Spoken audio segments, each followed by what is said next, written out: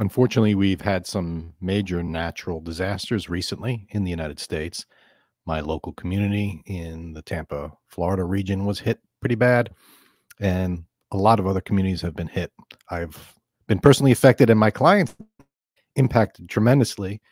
And the questions have been coming to me. What do I do about this? And how does this work? And so what I want to do is spend some time today giving some guidance and just general info on how to handle natural disaster and the tax implications thereof. There are some relief and IRS rules that allow a little bit of flexibility. So I want to talk specifically about those today. Let me bring in my co-host, Tony Shore. Tony, welcome to the show. As you know, it's been some pretty nasty weather events, natural disasters. One of the worst. You get tornadoes and the flooding of the Mississippi up there. Well, maybe not down by you. You guys open the floodgates up in Minnesota, and then the people down the river suffer. So, yeah, it's tough. I've seen some really nasty things. I have clients that have lost a lot, and seeing this devastation still play out weeks afterward has been difficult. So, I want to talk about some tax situations and what is available to people that may help them a little bit, at least on the financial end of the situation. I think that's good. It is a terrible, terrible storm. Travis Chance is in Georgia. He's a fellow advisor. I think you've even met Travis a couple of times, another top advisor here in the U.S. like yourself. And he was away when the storm hit Georgia. He told his wife and kids, hey, it sounds like it's pretty bad. Sleep in the basement tonight. And they're like, oh, yeah. And he said, no, make sure you sleep in the basement tonight just to be safe. The next morning, they got up, and his 10-year-old son's, the section of the house where he sleeps, his bedroom, gone. You're kidding me. Nope. Gone. Wow. Yeah. So the winds and a tree and all that took it. It's a mess. And his son would not be here today, he said. That's amazing. If he had been if he had been sleeping in his bed, if the storm hadn't woken him up and scared him into another part of the house. But it hit quick, so he doesn't think that would happen, and they all slept in the basement and were safe. And and it's nasty. I mean, we had the Hawaii volcano, or the terrible fires in Hawaii. We had fires all on the West Coast, different storms. People here in Florida are recovering still from Debbie. And obviously, safety first. And once you figure out all that stuff, then you pick up the pieces, and it's like, all right, now the money starts. And some of the questions are pretty relevant. But so I want to talk about a couple of things. Like, for instance, I have a client that's got to do some major repairs, and it's not $750 repairs. It's, not even 10,000. It's maybe over 100,000 of damage. Yeah. Right? Oh, yeah. Like, this is their home. What do you do? And where do you go? And so a lot of people are looking at their retirement account saying, I got to go there. I got to go. I got to take where I got the money. I can't wait for the money to come from insurance or wherever. So how I got to deal with it now. So the IRS did, in part of the Secure Act, allow distributions from retirement accounts to not be subject to that 10% early withdrawal penalty if you're under 59 and a half, if they're used to during a federal named storm. So it can't be, we just had a bad, weather. It's got to be a disaster, a federal disaster. But that's 10% that you don't have to pay. Now, you still have to pay taxes, Tony. See, this is the issue. Yeah. You got to pay taxes. Now, this also allows the income, the distribution to be spread over 3 years. So you could spread the taxes out. It's not like you get hit all that 1 year.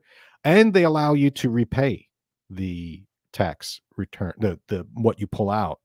And let's say you take 10 grand out to pay someone to clean your house out because you just need cash to just get damaged stuff off your first floor in Clearwater Beach.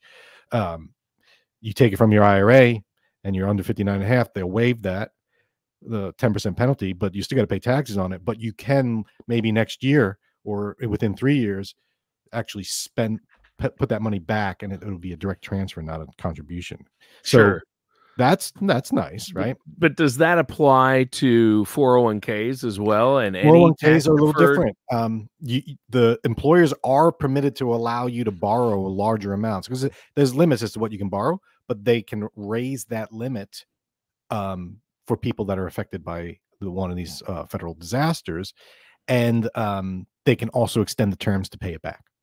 Sure. So, but that's up to the employer. They control the 401k. A 401k is an employer-sponsored plan, so you got to work with them. But I think a lot of them they have that flexibility. The IRS is not going to disallow them from doing it, but they're not going to force them to do it. So it's up to your employer, and also you get an extension. So May 1st instead of the normal April. But for people that were filing quarterly taxes that are due in October, or they can kick the can until May, just because they realize that. And it's not a huge extension, but people that were on extensions from the previous storm, say Debbie, and that were due this October, they're getting an extension to May from that first storm because of the new storm. So sure. And how do you know if you qualify? I mean, if you have damage from a storm or a natural disaster, you fill out the certain forms, or how do you know you're qualified? I mean, what if somebody inland who got, some heavy rain and it washed part of a few flowers away, or they had to wash their car or spend $100 for this? Are they going to be they are it's set by the government, so the government has an announcement, a bulletin. There's a website you can go and you look, and they name the counties, and then when you file your taxes, the IRS knows the zip codes associated with it. You used to have to, when you file the taxes, write the FEMA, I think it's a FEMA code on it, the named storm, and then you put that big letters on the top. But a lot of people do it online now, so it's all automated, so they know which zip codes are which, so you can go online and look. And like a lot of people get payments. So I remember in Irma in Florida years ago, people were paid just a flat fee if they were without power so many days, and people were getting checks for $500 or $1,000 or whatever. You don't have to report that as income. That's not those qualified disaster relief payments for that kind of stuff, generally not included in your income. So you don't have to worry about that. Are there going to be relief payments for this one, Helena? Yeah. Oh yeah, for sure. And I saw up in the Carolinas, there's, an immediate 700 or something, 750. That's not something you got to report. Which is for most of these people, a lot of these people with damage, that's just nothing. a drop in the bucket. It doesn't really. It's embarrassing, but that's not the real losses are going to be obviously the life and that sort of stuff. But sure, we're going to talk about the loss of property here now, and I want to talk about how you can actually write this off. So it's called federal casualty losses or disaster losses, and it used to be limited to 10% of your adjusted gross income. It used to be there was just very limited cases you could use it, but when a federal disaster happens, then they eliminate those limits. But now if it's not part of a federal disaster, you can't write it off anymore, and I think that goes through 2025. So the recent storms of 2024, you're in on this. And what does that mean? Well, I have a huge loss. My entire first floor is wiped out. What now?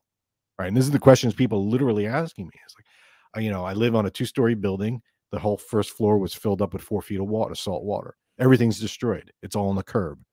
What now? Can I, right? And for a lot of people, especially in the Florida coast, they don't have insurance coverage for this. The insurance carriers aren't going to cover, they might have hurricane insurance, but this wasn't caused by wind. This was flooding. And they might say, my insurance isn't going to cover it because they won't cover the first floor for this very reason.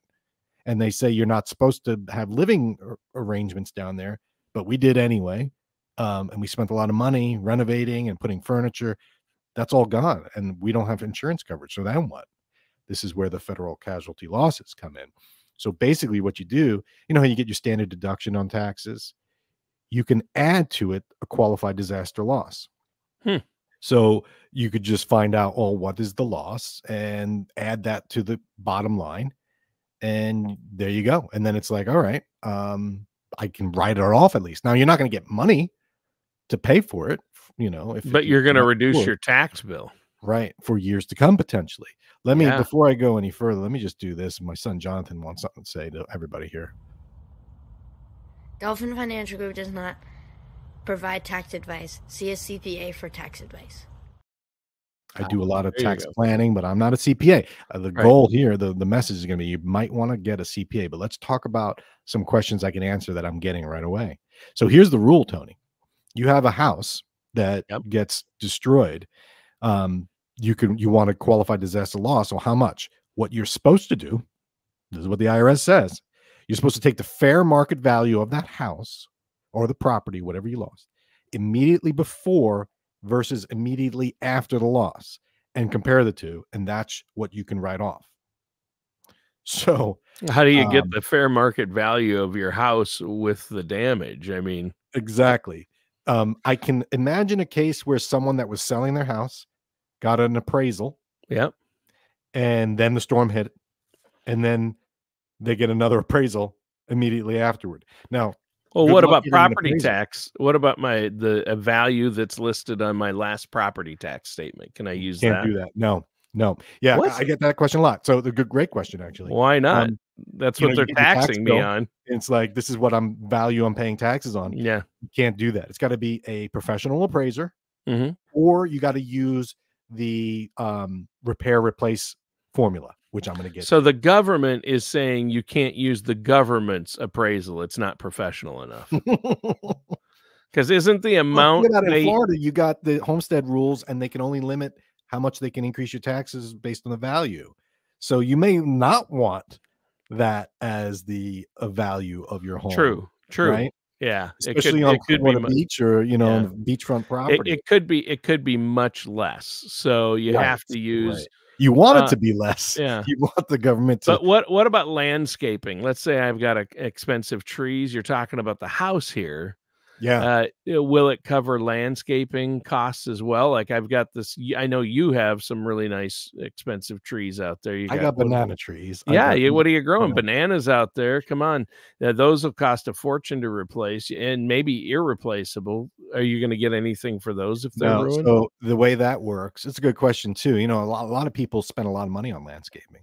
Fixing the outside. Yeah. They might have nice equipment, or they might get those expensive rocks, right? And so you can't do that. You can't itemize this. So what you do is you just lump it all together and do the fair market value of the property. Sure. So your house value is supposedly includes obviously curb appeal and landscape. Right. Yeah. Okay. But here's the kicker though, Tony, when you're doing this, and I'm going to get into how you can deduct the actual costs to repair and replace. But before even that, you cannot include the general market decline. So just what was destroyed during this event, because this is the question I'm getting a lot from people on the coast of Florida, my clients included. All right. Say my house goes down in value by 100,000 because I just have that much damage, right?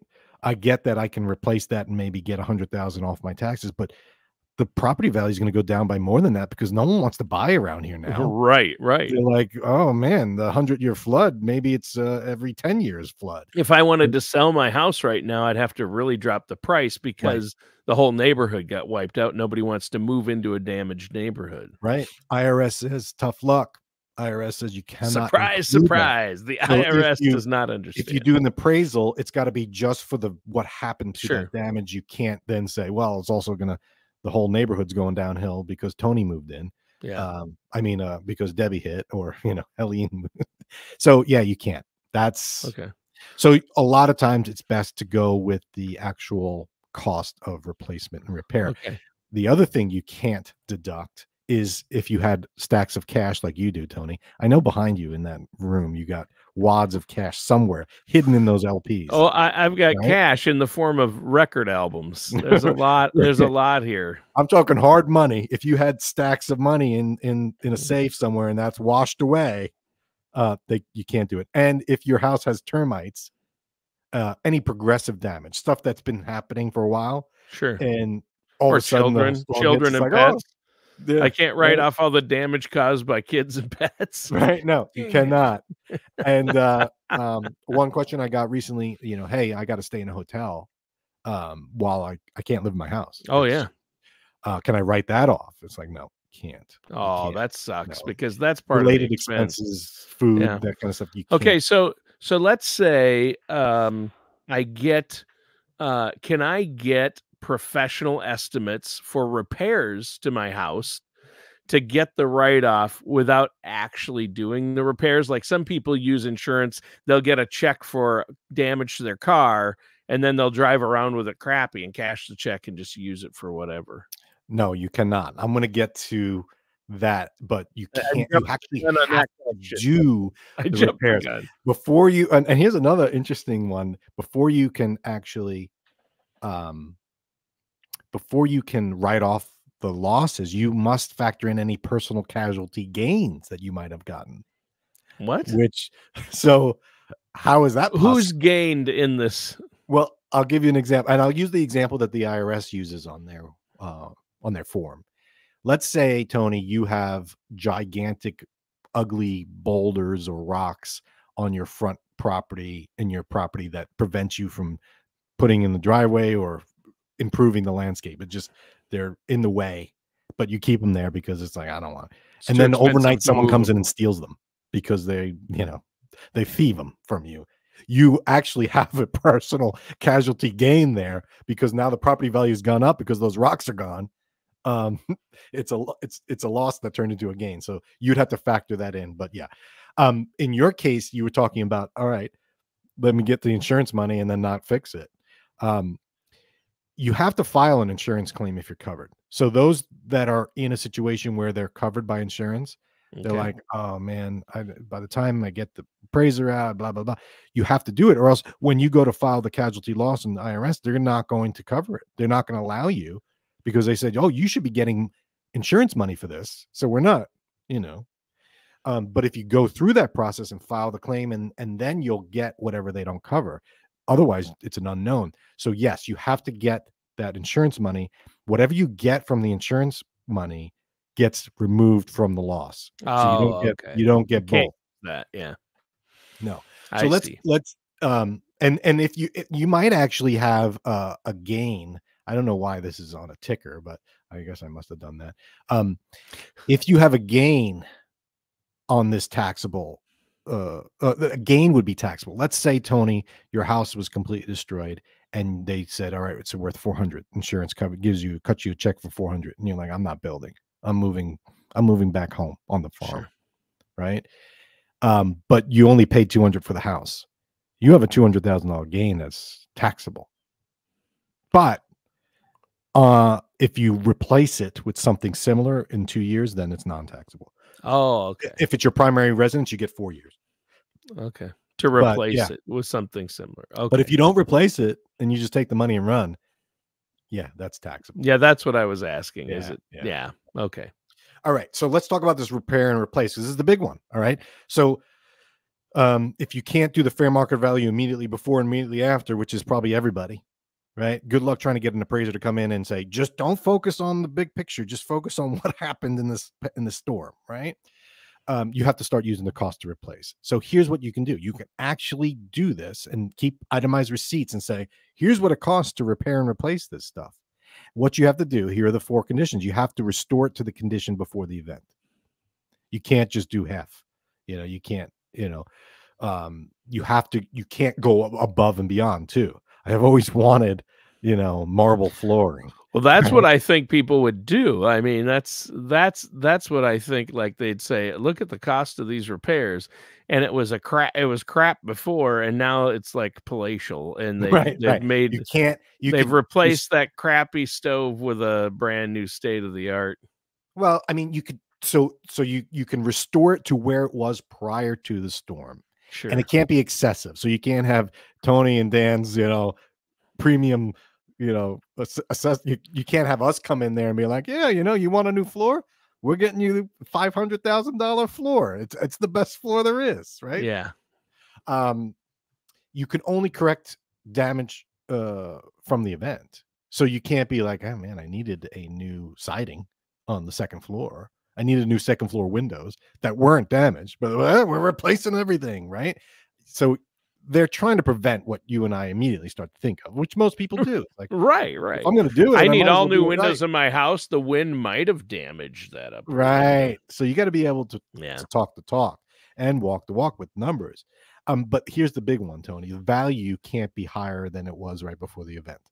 So you can't have I see. $400,000. That's why they use that previous value, and you Yes. can't use your property tax statement value. You have to have the last time it was professionally assessed. Or, I mean, what if before the storm you didn't have your house assessed before the storm? Right. This is the problem. And so the government knows this, and they talk about it in the IRS forums. They say, listen, we get it. Getting records, keeping track, this kind of stuff is not hard, but we're really experienced with it. So we'll be there to kind of keep you in check, but we're hoping that everyone does their best, put best foot forward here and work on this. So you're going to want to work with a CPA that's going to make sure you're not going crazy here. Because the last thing you want is to be, trying to swindle the system, right? They don't want people to do that, but they also don't want people to just have a catastrophic loss and not get to write it off. So the key is the repair and replace is probably going to be the way most people fix it during this storm. And this is for stuff that's not covered by insurance, right? So maybe the house that got destroyed in Georgia or South Carolina or wherever was covered by insurance, and that's a different story. This is for the first floor in Crystal Beach, Florida, that flooded completely and everything was damaged. Drywall is going to come out. Flooring's going to come out. The golf cart, the e-bike, everything's out. Now we're going to replace it. You keep track and say, I'm just putting everything the way it was. We're going to replace it. I keep the receipts. That you don't get money from the government for it, but you can write that off and add that as a standard, add it to your standard deduction so that you don't have to pay taxes on that income to offset it later in the future. So let's say I've got an old crappy golf cart I never used. And we covered this earlier, I think, but I can't write that off if I don't replace it. I need the receipt or proof that you need to replace it, right? So, and you might have insurance on the golf cart. You might not. You might.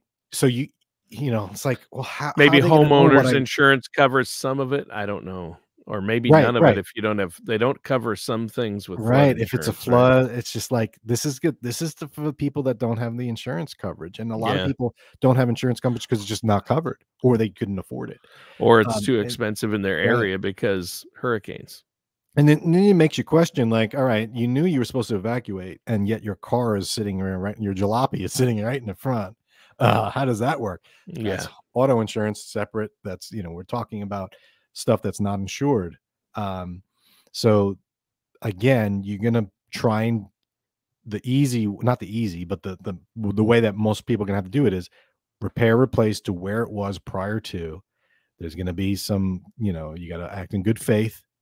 Because who's going to know where your property was prior to, and then we don't mean, all right, I had terrible drywall that had punch holes in it and wasn't painted in 40 years. Now I'm replacing it with brand new drywall. I got to scuff it up. No, it's you're trying to just do what you can to get it to the value it was right before the storm. A little bit of a gray area. But the bottom line is you do get the chance to write it off if you do this correctly. That's great. All the rules. Yeah. Which is, there's not much. What can you do? It's kind of miserable to talk about, but it is. I mean, it's still not a great situation, but it's great that you can at least, write all the repairs off on your taxes. Right. But it's going to be tough to come up with the money and the timing to replace. A lot of people lost their residence. They're looking for somewhere to live right now. They might be on the street unless they get temporary housing. I know there are the little trailers units that the government's providing. FEMA provides trailers. So but how many to go around? This was an immense catastrophe. So many states. The problem is, and I mean, Florida gets hit so hard by hurricanes because it's sticking out there, right? It's between the Gulf and the ocean, so you assume it doesn't make it good. But the difference with this storm is, Dan, and I mean, obviously Florida got hit so hard; it's such a tragedy. But then it just kept going, and the states further up got it hard too. I mean, North Carolina, Asheville. Different places. Right. And, people say, they're like, well, my primary residence, what if it's not your primary residence? What if it's your business? That's covered too. You might have a Airbnb. It's different rules for how this is. It depends on how the business was incorporated or not. So, because a lot of people have summer homes or winter homes in Florida, snowbirds coming from the north. Yeah. And those people are going to be like, do I even want to rebuild? Or do I just sell it as is? And it's pretty nasty. It's a tough situation. So my recommendation is, it's going to be a financial disaster with no way around it. Terrible. Get a CPA that will help you go through this, making sure that you're getting the tax breaks you deserve. And you do it right, and always document everything. That's, take pictures, keep track of what you're doing so that if push comes to shove, you have the evidence to prove it. Yeah. And if they have questions, they can talk to you, give you a call there at Dolphin Financial, and a CPA. I know you always advise talking to a tax professional about the ins and outs of all of this. And how do I write it off? Can I still get the standard deduction, or do I have to switch to itemized? And that's not going to benefit me. So, and you covered that a little bit, but I think people need to make sure they dot their I's, cross their T's. And I mean, it's a bad enough situation the way it is. It is. And I'm going to be dealing with this with my clients. So these are the questions I'm getting, and I'm answering for them, and I'm helping. That's why I'm doing this show, so I don't have to repeat myself a lot of times, but the details can get tricky. So you're going to want to get the professionals in there to help you. Yeah. And don't, obviously you got to work on cleanup first, but talk to the insurance advisors that you have insurance with, follow their procedures, make the claims, go through the motions, but then get the CPA in there and the tax professionals to start helping with the financial aspects. And then it's like, well, where are we going to pull money from to repair and replace? Like, you got to talk to your financial advisor. What's the most strategic way? How are we going to get hit with taxes if we do it the wrong way? Another things you don't want to have to think about. But man, if you don't think about it, if you just start pulling money from your IRA, 401k, and to just build because you're in a panic mode, that could cost you more in the long run. So just do it right. Think it through, get some professional help. So hopefully this is helpful to somebody. I don't know. There's a little I can do to help people besides going out there and digging out. So I guess the other point, Tony, just be grateful that what you got. Don't forget that. Yeah, there are people who did lose a lot, and some life was lost out there. Yeah, for sure. That's the worst case scenario. And if you didn't lose life, count your blessings, right? That's right. Property can always be replaced. Yeah. So, all right. Well, Tony, thanks for a good show, and we'll catch everyone next week. All right. All matters discussed in today's show are for informational purposes only. This show is not investment advice. Dan Riddle nor Dolphin Financial Group are affiliated or endorsed by any government agency. Investment advisory services are offered through Dolphin Wealth Management, Inc., a registered investment advisor in the state of Florida. Insurance products and services are offered through Dolphin Insurance, Inc. Dolphin Wealth Management, Inc. and Dolphin Insurance, Inc. are affiliated companies doing businesses as Dolphin Financial Group. You should talk to someone at Dolphin Financial Group before implementing any of these strategies or ideas.